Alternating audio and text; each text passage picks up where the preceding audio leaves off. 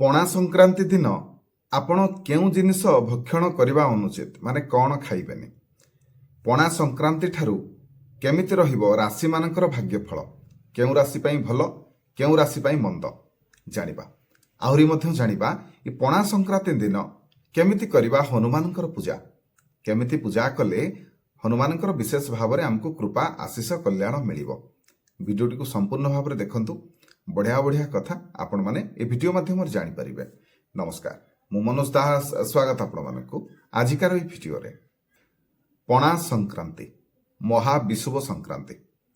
ଏଦିନ ପ୍ରାୟତଃ ଏ ସମୟରେ କ'ଣ ହୁଏ, ବହୁତ ଜୋର ଖରା ହେଉଥାଏ, ତେଣୁ ଆମେ ସମସ୍ତେ ପଣା ପିଅନ୍ତେ। ବେଲ, ଦହି, ଏମିତି ସବୁ ବିଭିନ୍ନ ପ୍ରକାରର ଫଳ ମିଶେଇକି ପଣା କରିକି ପିଅନ୍ତି। ପିଇବା ମଧ୍ୟ କଥା, ଖାଲି ଆମେ ପିଇବା କଥା ନୁହଁ, ଗୁରୁ ଗୁରୁଜନମାନଙ୍କୁ ପଣା ବାଣ୍ଟିବା ମଧ୍ୟ କଥା। ପଣା ତ ବାଣ୍ଟିବେ, ତା ସହିତ ଆହୁରି କ'ଣ କରିବେ ଜାଣନ୍ତି? ନିହାତି ଭାବରେ ପଶୁପକ୍ଷୀମାନଙ୍କୁ ମଧ୍ୟ ଏ ଦିନ ଆପଣମାନେ କିଛି ନହେଲେ ଜଳ ଦାନ କରନ୍ତୁ। ଆପଣଙ୍କର ଘରର ଛାତ ଉପରେ ଛୋଟ ଛୋଟ ସବୁ ପାତ୍ରରେ ଟିକେ ଟିକେ ପାଣି ଭରିକି ରଖିବେ, ସେମାନେ ପକ୍ଷୀମାନେ ଜଳପାନ କରିବେ।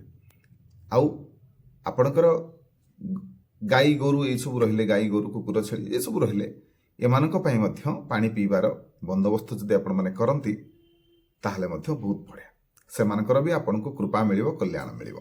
ସେହିପରି ଖାଲି ପଣା ଯେ ନିଜେ ପିଇଲେ ହେବ ତାହା ନୁହଁ, ପଣା ସମସ୍ତଙ୍କୁ ବାଣ୍ଟିବେ। ପ୍ରଥମେ କିନ୍ତୁ ଭଗବାନଙ୍କୁ ଭୋଗ ଲଗାଇବେ।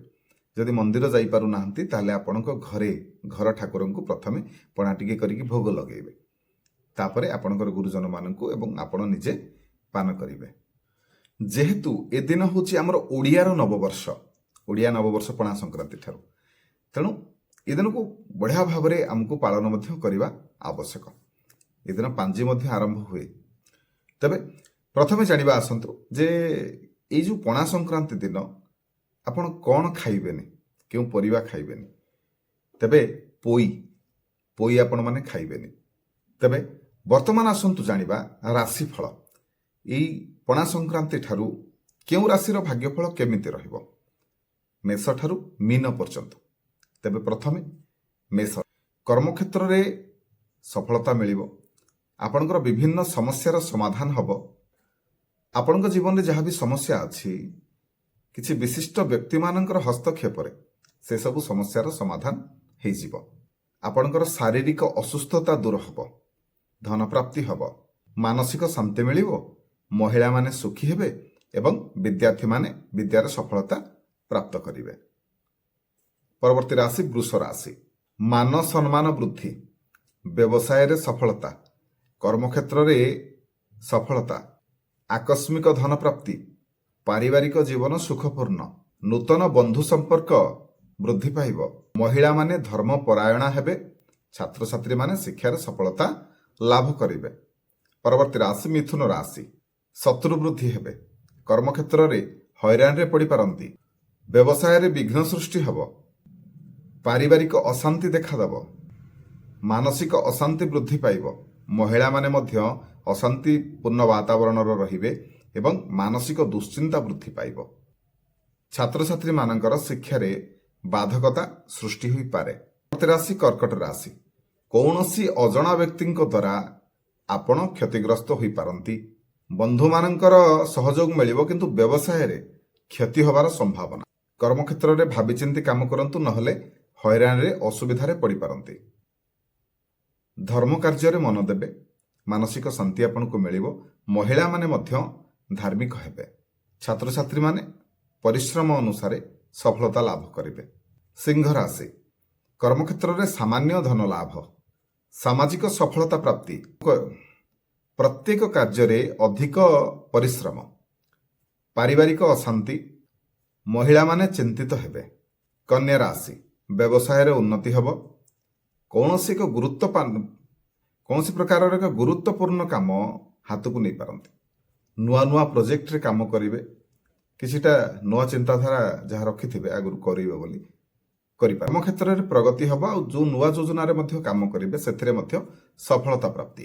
ପାରିବାରିକ ଆପଣଙ୍କୁ ସୁଖ ଶାନ୍ତି ମିଳିବ, ମହିଳାମାନେ ମଧ୍ୟ ସୁଖୀ ହେବେ, ଛାତ୍ରଛାତ୍ରୀମାନେ ଉଚ୍ଚ ଶିକ୍ଷା ପାଇଁ ବିବେଚିତ ହେବେ।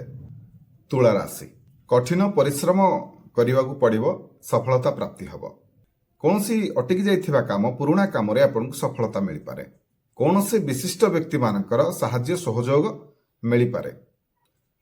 ବନ୍ଧୁମାନଙ୍କ ସହିତ ଟିକେ ମତାନ୍ତର ମନାନ୍ତର ହୋଇପାରେ। ମହିଳାମାନେ ମାନସିକ ଅଶାନ୍ତିରେ ସମୟ ବିତାଇବେ। ସେପରି ଛାତ୍ରଛାତ୍ରୀମାନେ ମଧ୍ୟ କଠିନ ପରିଶ୍ରମର ସୁଫଳ ପାଇବେ। ପରବର୍ତ୍ତୀ ରାଶି ବିଛା ରାଶି। ବ୍ୟବସାୟ ତଥା କର୍ମକ୍ଷେତ୍ରରେ ସଫଳତା, ମାନ ସମ୍ମାନ ବୃଦ୍ଧି, ବନ୍ଧୁମାନଙ୍କର ସହଯୋଗ ମିଳିବ, ମିତ୍ରତା ସ୍ଥାପନ ହେବ, ମାନସିକ ଅଶାନ୍ତି ବୃଦ୍ଧି ପାଇବ, ରୋଗ ମଧ୍ୟ ବୃଦ୍ଧି ପାଇବ, ଶାରୀରିକ ଅସୁସ୍ଥତା ଅନୁଭବ କରିବେ, ମହିଳାମାନେ ଚିନ୍ତିତ ହେବେ, ଛାତ୍ରଛାତ୍ରୀମାନେ ଶିକ୍ଷାରେ ସଫଳତା ଲାଭ କରିବେ। ଧନୁ ରାଶି। କର୍ମକ୍ଷେତ୍ରରେ ଉନ୍ନତି, ପୁରାତନ ସମସ୍ୟାର ମୁକ୍ତି, ମାନ ସମ୍ମାନ ବୃଦ୍ଧି, ଶତ୍ରୁମାନେ ପରାଜିତ ହେବେ, ପାରିବାରିକ ଶାନ୍ତି ବୃଦ୍ଧି ପାଇବ, ମହିଳାମାନେ ଖୁସିରେ ରହିବେ, ଧାର୍ମିକ ହେବେ, ଛାତ୍ରଛାତ୍ରୀମାନେ ଉଚ୍ଚଶିକ୍ଷା ଲାଭ। ପରବର୍ତ୍ତୀ ରାଶି ମକର ରାଶି। ନିଜର ପରିଶ୍ରମ ନିହାତି ଭାବରେ ଟିକେ ବୃଦ୍ଧି ପାଇବ। ଆପଣ ଟିକେ ଅଧିକ ପରିଶ୍ରମ କରିବା, ତାର ସଫଳତା ମଧ୍ୟ ଆପଣମାନେ ପାଇବେ। ନିଜର ପରିଶ୍ରମ ଦ୍ୱାରା ବ୍ୟବସାୟ ତଥା କର୍ମକ୍ଷେତ୍ରରେ ଲାଭ। ଆପଣଙ୍କର ମନୋବଳ ବୃଦ୍ଧି ପାଇବ। ବେଳେବେଳେ ଅଯଥା ପରିଶ୍ରମ କରି ମଧ୍ୟ ହତାଶ ହୋଇପାରନ୍ତି। ହୁଏତ କିଛି ସମୟରେ ଆପଣଙ୍କୁ ଅତ୍ୟଧିକ ପରିଶ୍ରମ କରିବାକୁ ପଡ଼ିପାରେ। ମିଥ୍ୟା ଅପବାଦର ଶିକାର ହୋଇପାରନ୍ତି କୌଣସି କାରଣରୁ। ପରବର୍ତ୍ତୀ ରାଶି କୁମ୍ଭ ରାଶି। ବ୍ୟବସାୟରେ ସଫଳତା, ସମାଜରେ ମାନ ସମ୍ମାନ ବୃଦ୍ଧି ହେବ ଏବଂ ପୁରୁଣା କାମ ଯାହା ସବୁ ଅଟକି ଯାଇଥିଲା ପ୍ରୋଜେକ୍ଟ, ସେସବୁ ପୁଣି ଆଉଥରେ ଆରମ୍ଭ କରିବେ। ଆପଣଙ୍କର ଆୟର ଇନକମ୍ର ନୂଆ ସୋର୍ସ ଜେନେରେଟ୍ ହେବ, ଆୟର ନୂଆ ପନ୍ଥା ଫିଟିବ। କୋର୍ଟ କଚେରୀର ସମସ୍ୟାରୁ ନିହାତି ଭାବରେ ମୁକ୍ତ ହେବେ, ଜୟଯୁକ୍ତ ମଧ୍ୟ ହେବେ। ନୂଆ ନୂଆ ଜିନିଷ ସବୁ କିଣିପାରନ୍ତି। ବନ୍ଧୁମାନଙ୍କ ସହିତ ସମ୍ପର୍କରେ ଆହୁରି ନିବିଡ଼ତା ଆସିବ। ମହିଳାମାନେ ସୁଖୀ ହେବେ, ଛାତ୍ରଛାତ୍ରୀମାନେ ମଧ୍ୟ ନିଜର ପରିଶ୍ରମର ସଫଳତା ପାଇବେ। ପରବର୍ତ୍ତୀ ରାଶି ମୀନ ରାଶି। ଅତ୍ୟଧିକ ସଂଘର୍ଷ ଓ ପରିଶ୍ରମ କରିବାକୁ ପଡ଼ିପାରେ। ଅଟକିଥିବା କାମରେ ସଫଳତା ଆପଣଙ୍କୁ ମିଳିପାରେ। ନୂଆ ପ୍ରୋଜେକ୍ଟ ଯଦି ନୂଆ କରିବାକୁ କିଛି ଚିନ୍ତା କରୁଛନ୍ତି, ତାହେଲେ ନିଶ୍ଚିନ୍ତ ଭାବରେ ଭାବିଚିନ୍ତି କରିବେ। ବ୍ୟବସାୟରେ ଆପଣଙ୍କର ଲାଭର ଆଶା ଟିକେ କମ୍, ଅଳ୍ପ ଲାଭ ହେବ, କିନ୍ତୁ ଆପଣଙ୍କୁ ମାନସିକ ଶାନ୍ତି ମିଳିବ। ପରିବାରରେ ସୁଖ ଶାନ୍ତିର ବାତାବରଣ ରହିବ। ଏଭଳି ପରିସ୍ଥିତି ମଧ୍ୟ ସୃଷ୍ଟି ହୋଇପାରେ ଯେଉଁଥିରେ ଆପଣଙ୍କର ମାନ ସମ୍ମାନରେ ହାନି ହୋଇପାରେ। ବେଳେବେଳେ କୌଣସି କାରଣରୁ ଆପଣ ଟିକେ ଡିପ୍ରେସନରେ ରହିପାରନ୍ତି। ମହିଳାମାନେ ଟିକେ ଚିନ୍ତିତ ରହିବେ ଏ ସମୟରେ ଏବଂ ଛାତ୍ରଛାତ୍ରୀମାନେ ମଧ୍ୟ ଛୋଟ ମୋଟ ସମସ୍ୟାରେ ପଡ଼ିପାରନ୍ତି ବା ବିଦ୍ୟାରେ ସଫଳତା ସେତେ ଯାହା ବି ଆଶା କରିଥିଲେ ସେ ଅନୁସାରେ ଫଳ ହୁଏତ ମିଳି ନପାରେ। ତେବେ ଏ ଥିଲା ପଣା ସଂକ୍ରାନ୍ତି ଦିନ। ପଣା ସଂକ୍ରାନ୍ତି ଠାରୁ କେମିତି ରହିବ, କେଉଁ ରାଶିର ଭାଗ୍ୟଫଳ କେମିତି ରହିବ, ତ ପୂର୍ବରୁ ମୁଁ କହିଲି ଆପଣମାନେ କେଉଁ ପରିବା ଖାଇବେ ନାହିଁ। ଆଉ ଜାଣି ରଖନ୍ତୁ ଯେ ପଣା ସଂକ୍ରାନ୍ତି ଦିନ ନିହାତି ଭାବରେ ଆପଣ ଆମିଷ ଭକ୍ଷଣ କରିବେ ନାହିଁ, ନିରାମିଷ ଭକ୍ଷଣ କରିବେ ଏବଂ ସାତ୍ବିକ ଭୋଜନର ଗ୍ରହଣ କରନ୍ତୁ। ମନ୍ଦିର ତ ଯିବେ, ମନ୍ଦିର ଦର୍ଶନ କରିବା ପାଇଁ ଟିକେ ଯିବେ, ହନୁମାନଙ୍କର ଦର୍ଶନ କରିବେ, ସୀତାରାମଙ୍କର ଦର୍ଶନ କରିବେ, ଆଉ ଶିବ ମନ୍ଦିର ଯାଇକି ମହାଦେବଙ୍କର ମଧ୍ୟ ଦର୍ଶନ କରିବେ। ଜଗନ୍ନାଥ ମନ୍ଦିର ବି ଆପଣମାନେ ଯେଉଁ ଦେବତାଙ୍କୁ ଭଲ ପାଆନ୍ତି, ସୁବିଧା ଯେଉଁଠି ହେଉଛି ଆପଣମାନେ ନିହାତି ଭାବରେ ସେଠିକି ଯାଇକି ଦର୍ଶନ କରନ୍ତୁ। କିନ୍ତୁ ଯେହେତୁ ଦିବସର ମୁଖ୍ୟ ଦେବତା ହେଉଛନ୍ତି ସୀତାରାମ ଏବଂ ହନୁମାନ, ତେଣୁ ହନୁମାନଙ୍କର ନିଶ୍ଚିନ୍ତ ଭାବରେ ଆପଣ ଯାଇକି ଦର୍ଶନ କରନ୍ତୁ। ବିଶେଷ ଭାବରେ ଟିକେ ହନୁମାନଙ୍କ ପାଖକୁ ଯାଉଛନ୍ତି, ତେଣୁ ବିଶେଷ ଭାବରେ ଟିକେ ଆପଣଙ୍କର ଇଚ୍ଛା ପୂରଣ ପାଇଁ ବିଶେଷ ଭାବରେ ନିହାତି ଭାବରେ ହନୁମାନଙ୍କର ପୂଜା ଆମକୁ କରିବା ଆବଶ୍ୟକ। ତେବେ ଯଦି ଆପଣମାନେ ଚାହୁଁଛନ୍ତି କେମିତି ପଣା ସଂକ୍ରାନ୍ତି ଦିନ କେମିତି ଆପଣମାନେ ପୂଜା କରିବେ ଯାହାଦ୍ୱାରା କି ଆପଣଙ୍କର ମନୋକାମନା ଶୀଘ୍ର ପୂରଣ ହେବ, ତାହେଲେ ଆଉ ଗୋଟେ ଭିଡ଼ିଓ ଆସିବ, ଖୁବ୍ ଶୀଘ୍ର ଭିଡ଼ିଓ ଆସିବ। ତ ଆପଣମାନେ ସେ ଭିଡ଼ିଓକୁ ଦେଖିବେ। ନିଶ୍ଚିନ୍ତ ଭାବରେ ସେ ଭିଡ଼ିଓ ଦେଖିକି ମୁଁ ଯେମିତି କହିଥିବି ଆପଣମାନେ ସେ ଭିଡ଼ିଓରେ କରିବେ।